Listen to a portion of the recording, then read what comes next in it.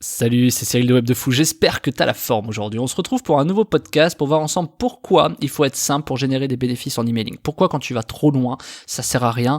Et tu vas voir, on va aborder un truc que t'as jamais entendu et que je n'ai jamais encore abordé. Tu vas voir, ça va être assez énorme. Je vais t'expliquer comment simplement tu peux faire des gros bénéfices en emailing. Et c'est vraiment tellement simple que tu n'y as même pas pensé. Ok, alors avant ça, tu connais le truc, tu penses à t'abonner. Tu cliques dans la description, il y a un lien. Ça s'appelle Rejoins mes contacts privés. Tu cliques dessus s'il te plaît. Et puis tu arrives sur une page, tu mets ton email. Et tous les matins, tu vas recevoir un podcast comme celui-ci à forte valeur ajoutée, et dedans, je te délivre des informations qui vont changer ta vie et ton business, crois-moi. Ok ? Allez, on y va. La plupart des gens en emailing se complexifient, tu vois. C'est un peu comme Facebook, c'est-à-dire au début t'arrives, je prends toujours cet exemple de Facebook, c'est vrai que c'est chiant à force, mais bon, c'est un peu comme Facebook. T'arrives, tu fais une pub, tu dis mais je fais une pub, voilà. Et puis au bout d'un, je sais pas, tu reviens 6 mois après, tu continues parce que t'es rentable, t'as fait des trucs, voilà. Le mec 6 mois après, il devient limite un expert, il te balance des trucs de ouf que t'as jamais vu, ça devient complètement taré, tu vois. Le mec il te dit ouais mais là faut envoyer mieux ça, faut faire un calendrier de diffusion, minimiser tes budgets là, tu vois, à 17h machin. Les mecs après ils partent trop loin dans leur délire, tu vois, c'est complètement fou. Les mecs ils deviennent complètement tarés après parce qu'ils pensent maîtriser un truc qu'ils ne maîtrisent pas. Et en fait, le vrai truc que ça génère ça, c'est pas qu'ils ont raison ou tort, tu vois, peut-être que eux dans leur propre réalité, ils ont raison. Et je vais prendre l'exemple, tu vois, du coronavirus et du professeur Raoul que je trouve extraordinaire sur ce fonctionnement-là, c'est-à-dire c'est très scientifique comme résultat, tu vas voir que c'est exactement la même mécanique. C'est qu'en fait, le sujet c'est pas de savoir s'il faut envoyer un calendrier de diffusion à 17h, s'il faut envoyer tes emails à 8h, à 12 ou machin, etc. pour savoir si ça délivre mieux, si ça ouvre mieux. Ça, c'est n'importe quoi, ça, tu vois. Non, c'est que, à force de croire ces trucs-là, ce qui se passe, et c'est pour ça que c'est important cette croyance que tu penses maîtriser, parce qu'à force de croire ça, eh ben, tu vas générer des tests, tu vas générer des milliers de tests, tu vois. Le mec qui arrive sur Facebook au début, il fait un truc, une pub, un machin, une audience, un truc, un pixel, et il voit ce que ça donne, tu vois. Et des fois ça marche et des fois ça ne marche pas, tu vois. Et c'est magique parce que les mêmes mecs, tu reviens 6 mois plus tard, ils t'expliquent que ouais mais en fait pour gagner du temps il faut faire ça et comme ça et comme ça. Ils s'embrouillent la tête, oui mais là comme ça, là. Alors ils ont probablement raison dans leur réalité. Et toi tu vas l'appliquer et ça va pas marcher. Parce qu'en fait, forcément t'as pas les étapes qui sont au milieu. Lui il arrive à ce raisonnement-là pour une certaine raison, mais surtout il arrive à ce résultat parce qu'il est passé par un chemin. Et ce qu'il faut que tu comprennes là-dedans, et on le dit souvent, quand tu crois vraiment à quelque chose, bah t'y arrives, tu vas y arriver et t'y arrives quoi qu'il arrive, parce qu'en fait c'est vrai, mais c'est pas parce que t'y crois, c'est parce que t'y crois tellement que c'est comme ça que ça fonctionne. Tu vois, les théories marketing, ouais, mais là ça marche le marketing, parce que regarde, faut faire ça. Les mecs sont tellement convaincus de ça, c'est parce qu'en fait ils ont fait tellement de tests que oui, à un moment donné ça fonctionne. Ce que je veux te dire, c'est que c'est pas que c'est vrai ce qu'ils disent, c'est que leur croyance leur a fait faire tellement de tests que ces tests-là leur a permis de trouver certains résultats. Et toi, si tu passes pas par cette phase de test, tu n'y arriveras pas. Pourquoi je te dis ça ? Parce qu'en fait, c'est pas une question d'être complexe dans les choses. Le vrai sujet, c'est de faire énormément de textes. Si t'arrives sur Facebook avec une pub, une audience, un machin, un produit, c'est foutu. C'est foutu. C'est-à-dire que t'as un coup de chance ou pas. Par contre, si t'arrives avec 10 produits, 10 audiences, 10 pubs par audience, machin, 10 messages, 10 bidules, là ouais tu vas y arriver. Pourquoi ? Parce que tu vas te rendre compte que tu vas faire de l'A/B testing en fait, tu vas faire des tests, lui il marche bien, lui il marche moins bien, tiens pourquoi lui il marche mieux sur cette audience et lui il marche pas du tout sur cette audience, ok. Puis tu vas essayer de, encore une fois, renouveler des messages qui vont se ressembler mais pas trop, des images qui vont se ressembler mais pas trop, puis tu vas réussir à force de tests de fusionner et analyser les choses qui fonctionnent et celles qui ne fonctionnent pas. Et à partir de là toi-même tu croiras ta propre théorie, tu te diras ah oui mais en fait ça marche, ça marche pas, donc qu'est-ce que tu feras ? Tu continueras à faire des tests. Et en fait, la vraie clé de la réussite, c'est de reproduire très rapidement des choses. Et pas forcément les choses qui marchent, mais les choses qui ne marchent pas. Et ça, j'arrête pas de le dire, et c'est ce que je dis régulièrement, il vaut mieux maîtriser les choses qui ne marchent pas que les choses qui marchent. Parce que tu sais pas vraiment pourquoi ça marche. Mais par contre, tu peux savoir pourquoi ça ne marche pas. Et c'est ça qui est complètement incroyable sur le web. Mais ce que je te dis est valable dans le business, c'est valable dans tout, etc. Tu te rendras compte, tu sais, on te dit souvent que les grands entrepreneurs qui ont tous réussi, ils ont tous beaucoup échoué. Mais oui, parce qu'ils ont réitéré, ils ont créé des tests. Pourquoi je te dis ça ? Parce que la simplicité pour générer des bénéfices en emailing, elle est exactement là. L'avantage de l'emailing, si tu veux, c'est que par rapport aux autres canaux de pub, c'est que tu as des analyses de stats qui peuvent être très rapides. Tu as des décisions qui sont très rapides, des stratégies qui s'analysent. Par exemple, tu as est-ce que c'est bien arrivé, est-ce que ça a ouvert, est-ce que ça a cliqué, est-ce que ça a acheté, ou converti, ou lead, ou ce que tu veux. Donc en fait, les stats, elles sont très rapidement analysées. Est-ce que mon kit était bon, est-ce qu'il était pas bon, ok, est-ce qu'il a beaucoup cliqué. Toi, tu t'analyses super vite. S'il a pas beaucoup cliqué, c'est que le kit était pas bon. S'il a pas beaucoup ouvert, c'est que il y a énormément de sujets. C'est d'ailleurs le sujet de la formation qui est dans la description, qui s'appelle tripler ses taux d'ouverture en emailing, mais passons. Et je te ferai la promo à la fin du podcast. Et pour te dire que oui, ces analyses de stats, elles sont tellement rapides dans l'emailing que tu peux très vite prendre des décisions. À quoi ça sert de prendre vite des décisions ? Plus vite tu prends des décisions, plus vite tu vas retester. Et plus vite tu retestes, plus vite tu prends des décisions, plus plus vite tu crées cette spirale de tests, cette réitération de résultats, qui va te permettre de trouver des choses qui ne fonctionnent pas. Et si tu trouves des choses qui ne fonctionnent pas, c'est que pour toi, tu vas également trouver des choses qui fonctionnent. Et l'important, c'est de croire, tu vois, c'est un peu comme la dopamine, tu vois, comme un chien à qui t'apprends à s'asseoir, tu vois, je sais pas si tu connais la technique, mais passons, t'apprends un chien à s'asseoir, il faut qu'il y ait une récompense, une friandise. S'il n'y a pas de récompense, il va lâcher l'affaire, tu vois. C'est exactement pareil pour toi, c'est-à-dire que si tu réitères des tests, c'est forcément parce que tu as de l'argent et c'est forcément parce que tu as des trucs qui ont marché. Quand je dis tu as de l'argent, c'est que ça a forcément rapporté de l'argent, tes tests. Sinon, je veux dire, je connais personne qui claque 5000 balles de pub sans avoir de résultats et qui dit, ah bah tiens, je vais continuer. Tu vois, ça n'existe pas. Donc, en fait, oui, il faut forcément des résultats, il faut booster ta dopamine, tu vois, il faut des petits résultats, tu vois. Et c'est un peu comme les projets, quand tu vois le projet trop loin au départ, tu le fais jamais. Par contre, si tu vois petite étape par petite étape, t'y arrives. Mais c'est mécanique, c'est logique en fait ce que je te dis. Et c'est exactement la même chose. Pourquoi c'est la simplicité qui fonctionne toujours? Tu sais, on dit souvent, ouais, bon, bah des fois les choses les plus simples, c'est ce qui marche le mieux. Bien sûr, parce que les choses les plus simples, tu peux être convaincu que ça marche, et du coup tu vas réitérer des tests pour faire que ça marche. Et imagine, t'as un truc qui fonctionne, tu le refais, ça fonctionne pas. Le premier truc que tu vas faire, c'est essayer de réessayer différemment. Tu vois, mais à l'inverse, si le premier truc que tu essaies, ça fonctionne pas, et bah des fois tu vas pas essayer de reproduire, tu vois, ça. Alors que au contraire, moi j'ai dépensé des sommes colossales pour un truc qui ne fonctionnait pas, pour savoir pourquoi ça ne fonctionnait pas. C'est-à-dire, moi, j'ai plutôt l'habitude de créer beaucoup plus des choses qui ne fonctionnent pas et de essayer de réitérer les choses qui ne fonctionnent pas, plutôt que des choses qui fonctionnent. Pourquoi? Regarde bien. Psychologiquement, c'est hyper important. Si tu sais qu'un truc ne fonctionne pas et que tu veux reproduire le fait que ça fonctionne, là, tu sais que ça ne va pas fonctionner. Donc, ton seul truc, si tu veux, ta seule logique, c'est qu'en fait, tu peux que y arriver. Ça peut paraître bête, mais c'est vrai. Tu sais déjà que ça va pas fonctionner. Donc tu vas réitérer ce qui ne fonctionne pas, et en réitérant ce qui ne fonctionne pas, ta seule capacité, c'est de gagner, en fait. Tu vois, c'est comme quand t'es en bas, la seule chose que tu peux faire, c'est remonter. C'est exactement la même chose. C'est-à-dire que tu peux pas aller plus bas vu que ça ne marche pas, tu vois. Donc l'idée, c'est de savoir pourquoi ça ne marche pas. Et donc plus tu sais que ça marche pas, plus t'arrives à réitérer les résultats qui ne fonctionnent pas, plus tu vas te rendre compte que tu trouves ce qui fonctionne. Ou en tout cas, croire que tu trouves ce qui fonctionne.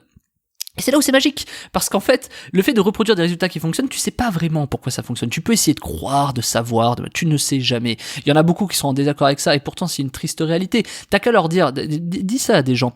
Tu vois ce qui fonctionne, tu le reproduis x10, mais dans des trucs que tu ne connais pas. T'es bon en pub Facebook? Vas-y, reproduis exactement les mêmes messages, les mêmes machins et tout pour me dire que ça fonctionne. Vas-y, fais-le sur ton produit pour voir, s'il te plaît. Et 10 fois non. Parce que, en fait, il y a tellement de facteurs différents que bien sûr qu'ils n'y arriveront pas. Et c'est pour te dire que même un mail qui vend, etc., il y a des gens qui vont t'expliquer que, en gros, oui, par contre, c'est vrai, il y a des trucs à 70% qui comprennent. Mais les 30% qui va manquer, c'est ça qui va faire aussi un peu la différence, la valeur ajoutée, tu vois. Et c'est pour ça qu'en fait, t'as des trucs qui fonctionnent énormément, des pubs qui fonctionnent et d'autres qui ne fonctionnent pas. Et quand tu sais ce qui ne fonctionne pas, tu ne peux que faire des trucs qui, au moins, fonctionnent un peu. Tu vois ce que je veux dire? C'est que du coup, si tu sais ce qui ne fonctionne pas, tu peux très vite avoir un regroupement d'informations qui, tu sais, ne va pas ne pas fonctionner. Je sais pas si tu vois ce que je veux dire. C'est le raisonnement inversé. Plutôt que de trouver ce qui fonctionne, tu vas trouver ce qui ne fonctionne pas. J'arrête pas de le dire pour que ce soit clair. Hein. Tu vas trouver ce qui ne fonctionne pas pour reproduire les choses qui ne fonctionnent pas afin de trouver comment te dire ça, les choses qui ne fonctionnent pas, tu vois. Enfin, je sais pas, c'est pas clair, mais je sais pas comment le dire. Donc, en gros, pour la faire simple, je termine là-dessus sur cette phrase, c'est que tout ce qui ne fonctionne pas, quand tu l'as analysé, eh ben, tu peux trouver que des choses qui ne fonctionnent pas, tu vois. J'arrive pas à le dire différemment, je suis désolé, j'ai pas le truc. Mais en gros, tu vas isoler mécaniquement, enfin, t'as compris, je pense, hein, tu vas isoler mécaniquement ce qui ne fonctionne pas, et en isolant ce qui ne fonctionne pas, ça ne peut que au moins être moyen, tu vois, voilà, au moins au minimum être moyen. Et c'est comme ça que tu progresses. Alors que quand tu trouves quelque chose qui ne fonctionne beaucoup par rapport à quelque chose qui ne fonctionne pas, quand ça fonctionne beaucoup, tu te retrouves un peu dans la merde parce que t'as que un truc qui fonctionne, quoi. Voilà. Donc bon, tout ça pour te dire que oui, des fois, il faut rester là-dessus. Et c'est là où c'est hyper important. C'est-à-dire, moi, je conseille beaucoup de prendre des gens extérieurs et pas chers. Donc ça s'appelle des stagiaires. Moi, j'aime bien faire analyser des stagiaires. En plus, ils sont géniaux parce que tu prends un stagiaire. Le stagiaire, il arrive, il a envie de bien faire, tu vois. Donc tu vas lui dire, vas-y, analyse ça. Et le mec, il va te sortir un truc de nulle part, d'une analyse que t'as même pas vue toi-même, tu vois. Et c'est génial parce que le mec, il veut te montrer que ça fonctionne, il veut te montrer qu'il est là, pas pour trier les lentilles. Il est là, il veut te montrer qui il est, machin, et il va l'analyser. Alors des fois, il va peut-être faire preuve d'un peu de zèle, mais peu importe, mais le stagiaire, il est pas cher, voire il est quasiment gratuit, et en plus, il va t'analyser des trucs, ça va le rendre un peu, tu lui donnes des responsabilités, donc il va être content, il va bien vivre son stage, etc. Et en plus de ça, il va te sortir des analyses et des résultats que toi-même, tu vois pas, tu vois. Moi, j'aime bien prendre des gens qui connaissent rien dans les stages, genre des gens en reconversion, des trucs comme ça, pour une raison simple, et je trouve ça génial, c'est que, en fait, ces gens-là, c'est les plus intelligents. En fait, les plus intelligents, c'est quand on te fait sortir le nez du guidon, tu vois. Et moi, j'adore que les gens remettent en question ce que je dis. J'adore que le mec des fois, me met un énorme coup de pied dans la fourmilière de ce que je sais faire, parce que il me dit ouais, mais là, t'as vu que là, machin. Ah ouais. Ah oui, mais ça fait 10 ans qu'on fait ça en fait. Bah ouais, mais pourquoi? Ah ben je sais pas. Tu vois, j'adore les mecs qui te sortent des trucs de nulle part. Et moi j'aime bien les mecs qui te sortent des trucs. Alors des fois t'as des analyses de stagiaires qui vont te dire ouais bon oui vous avez raison monsieur. Ouais bon ok merci. Enfin, tu vois c'est pas intéressant quoi. Moi j'aime bien aller un peu dans le débat contradictoire. C'est ce que je trouve génial. Donc du coup quand t'analyses des stats rapides, tu peux prendre des décisions rapides. Donc si en plus c'est pas toi qui fais les analyses mais un stagiaire, c'est-à-dire tu peux avoir 2 points de vue différents avec tes équipes, tes directeurs, tes machins, je sais pas la dimension de ta boîte, mais quand tout le monde a un point de vue différent, c'est génial. Et d'ailleurs c'est exactement pour ça. Challenge un jour 2 ou 3 directeurs marketing. D'ailleurs, si tu as plusieurs boîtes qui ont plusieurs directeurs marketing, tu vas te rendre compte que les mecs, ils ont pas du tout les mêmes approches, mais qu'à la fin, des fois, ça fonctionne, tu vois, peu importe l'approche. Et donc, c'est ça qui est extraordinaire. Mais ça, tu peux le voir à partir du moment où tu gères plusieurs produits, plusieurs boîtes, plusieurs machins. Quand t'as qu'un produit et qu'un directeur marketing, tu peux pas avoir ça. D'ailleurs, il y en a beaucoup qui en jouent. Bref. Donc, la capacité d'analyse, quand elle est rapide, ce qui se passe, c'est que tu peux tout de suite faire beaucoup de tests. Et plus tu reproduis ces tests rapidement, plus tu vas vite, plus, en fait, tu fais des bénéfices. Parce que, évidemment, en email, plus tu vas envoyer d'emails, plus tu vas envoyer de kits mail, attention, plus tu vas te rendre compte qu'il y a des kits qui fonctionnent avec des produits et des kits qui fonctionnent pas avec des produits. Comme Facebook, avec la pub. Tiens, cette pub qui marche sur ce produit, mais pas ici, pas sur cette audience, pas sur ce ciblage.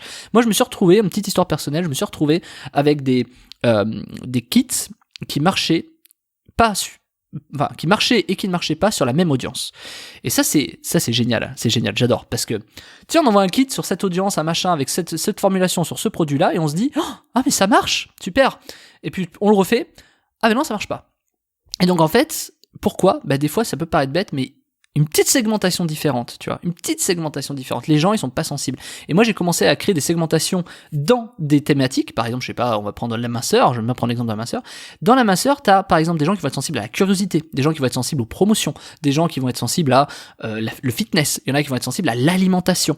Et tu vois, et tu peux aller encore un peu plus loin, j'aime pas aller trop loin, mais dans l'alimentation, t'as ceux qui vont être sensibles à bien manger, t'as ceux qui vont être sensibles à mieux manger, ce qui n'est pas la même chose. T'as ceux qui vont être sensibles à manger sain. Et tu vois, c'est pour te dire qu'en fait, quand tu segmentes comme ça, au bout d'un moment, forcément, tu peux adresser ton bon message à la bonne personne, en fait. Et il faut comprendre pourquoi ces mecs ou ces nanas, enfin, peu importe, pourquoi ces gens sont forcément dans dans certaines cases. Tu vois, moi, par exemple, quand je te fais des podcasts de vente ou des trucs, je peux pas toucher 100% des gens, tu vois, parce qu'ils sont pas tous sensibles à la même chose, c'est sûr.